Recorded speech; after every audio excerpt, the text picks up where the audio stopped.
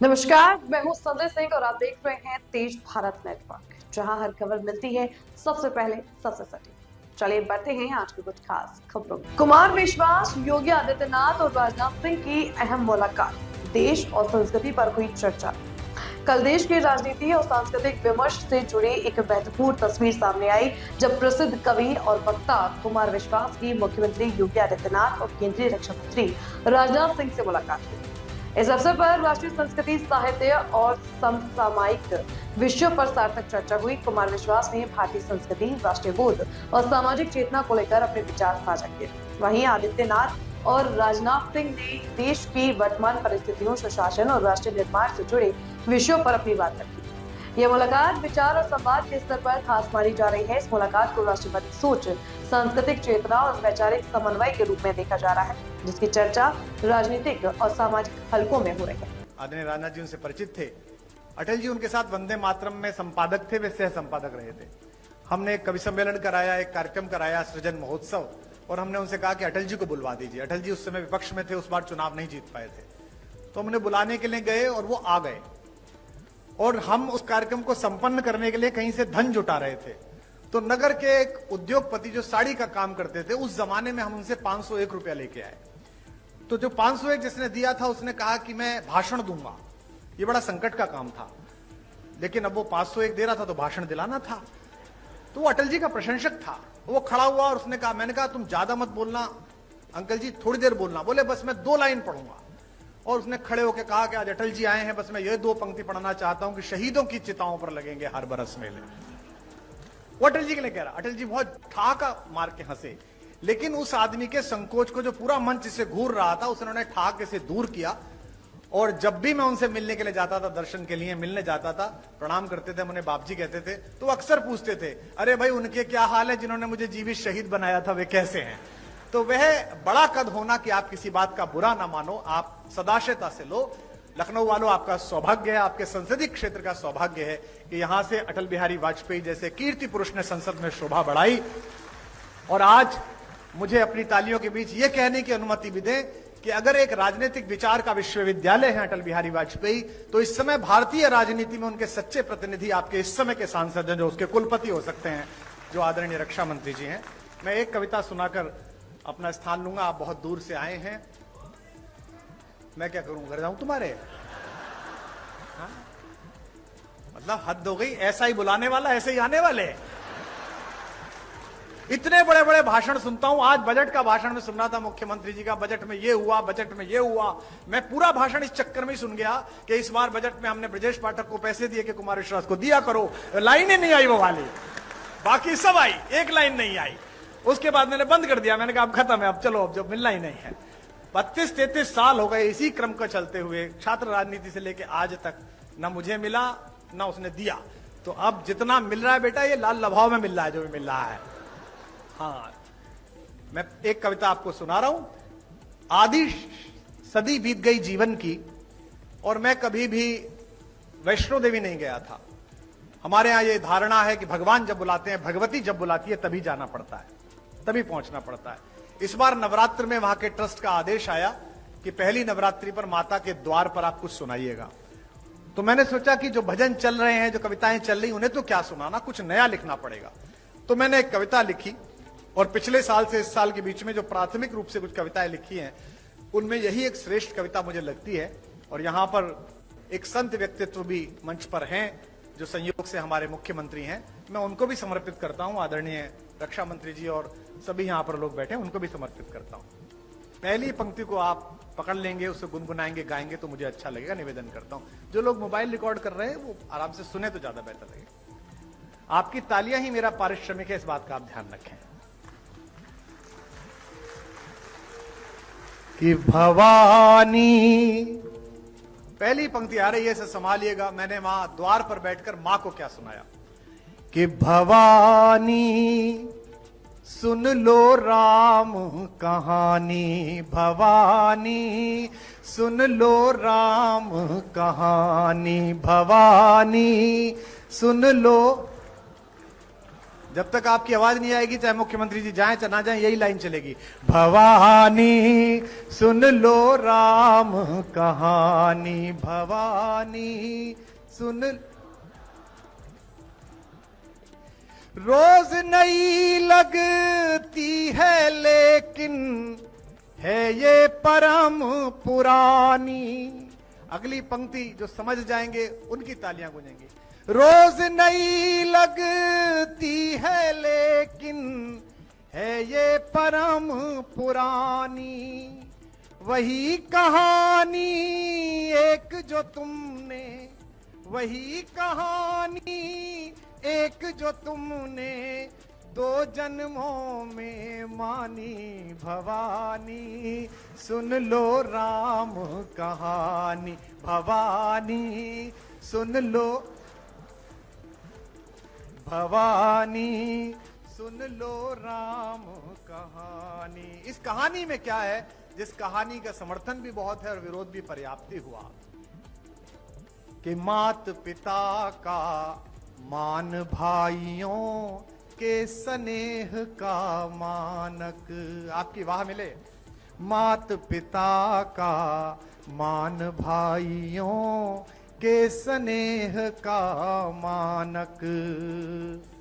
सत्य सनातन परंपरा का युग युग अमर कथानक।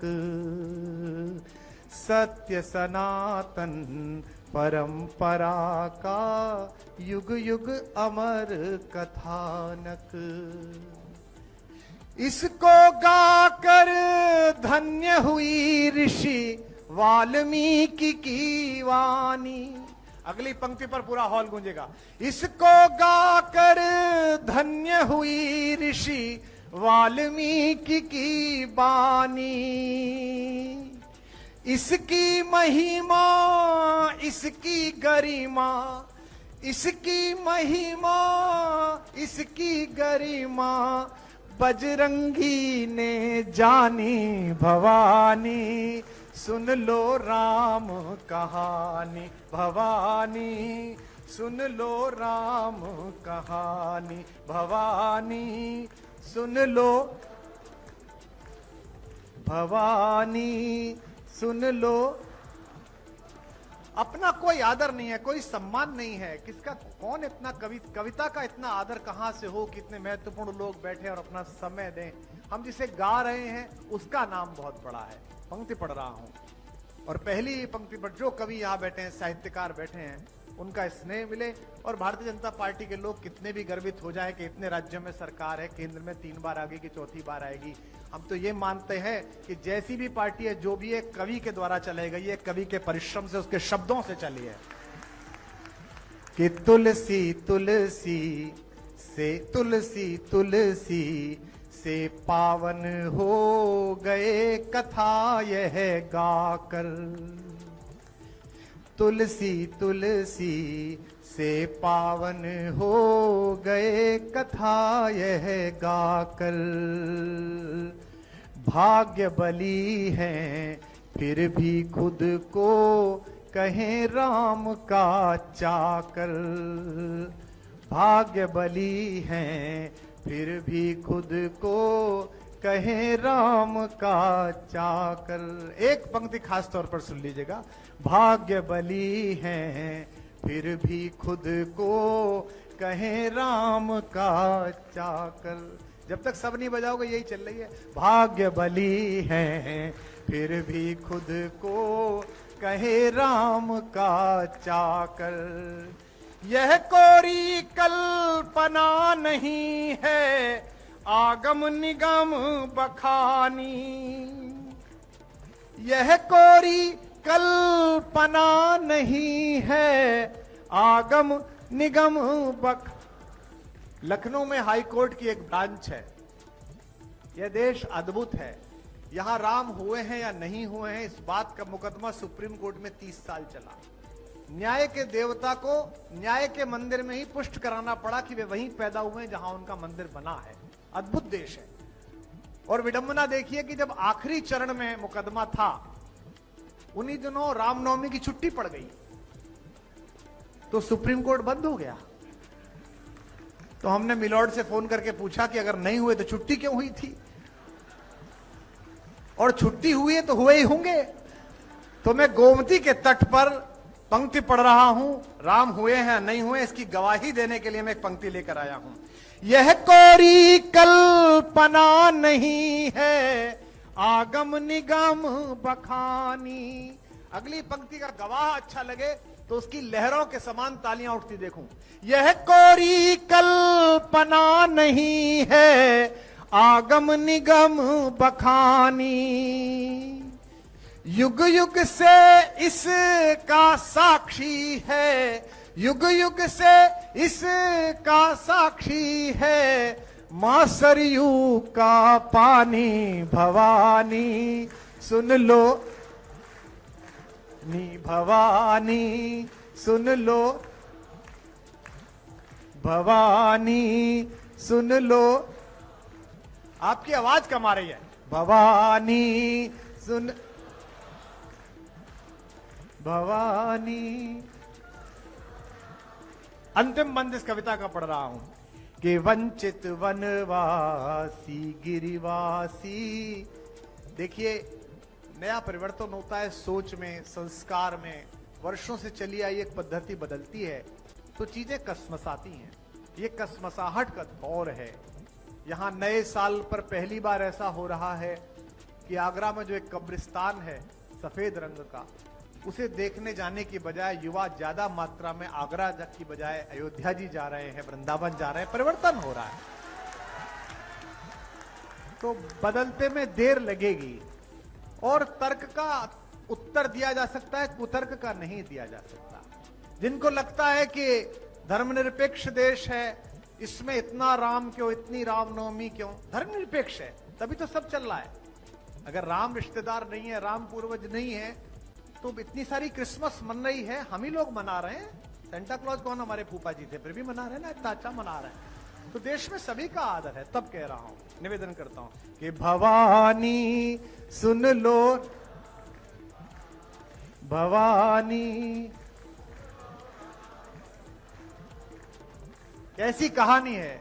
वंचित वनवासी गिरिवासी, जिसमें बने सहायक। वंचित, हमारे संजय निषाद जी बैठे हैं, कम हंसा करो। हाँ, अभी वीडियो पे हंस दिए थे, कितना बुरा लगा है थोड़ा।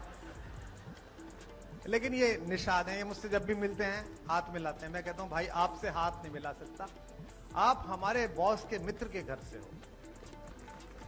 हम तो सेवक लोग हैं, हम लोग तो राम जी के चरणों की धूल के दास हैं। आपने तो उनसे भी वसूल करवा लिया था। तो अगर इस सरकार में वसूल है कर रहे हैं तो इसमें समस्या क्या है। राम जी की सरकार है तो निषाद वसूल कर रहा है, उसमें क्या है। पर मुझे यह पता नहीं था कि एक नाव पार कराने की इतनी बड़ी फीस देनी पड़ेगी कि एक आदमी को मंत्री बनाना पड़ेगा। बताइए कि वंचित वनवासी गिरिवासी, जिसमें बने सहायक। पंक्ति यह थी आज की मुख्य खबर तेज भारत नेटवर्क के साथ। अगर आपको वीडियो पसंद आई हो तो इसे लाइक करें, कमेंट करें, शेयर करें। धन्यवाद।